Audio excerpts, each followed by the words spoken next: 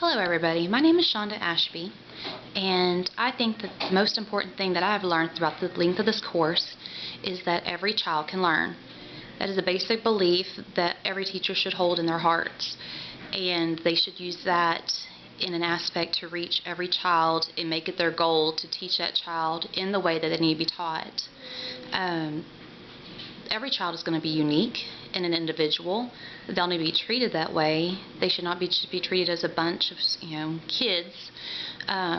Each one is going to have different needs and different demands. Every child is going to need different work. They're going to have to require, some children are going to require more work than others. Some children are going to catch on to the work faster than the other ones. And those children that are struggling, that may need extra, they may need extra time, they may need extra work. You may have to tutor them in between on recess or after school or things to that nature. But a teacher should understand that each child is going to need, she needs to be able to assess what their requirements are and what they are going to need and what she should expect from them.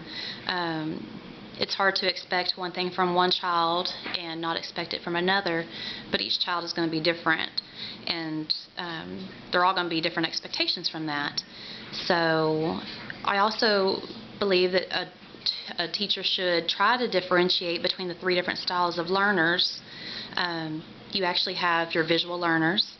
They do better with visual aids. They need to be able to see the work written out, written directions. They like written tests.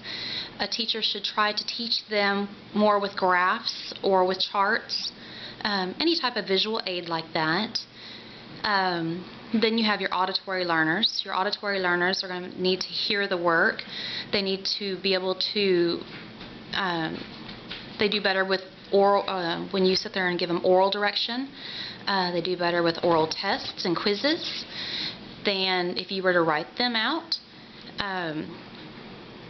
Speeches and things of that nature, they like stuff like that. They like group work and being able to vocalize between each other. The last style of learner is the kinesthetic learner or tactile learner. They do better with hands-on approach. They actually like to be motivated. They like to move around. They're your children that are constantly touching things. They do better with simulations or with games, things to that nature. They need to be constantly engaged in their activities, in the daily lessons. A teacher should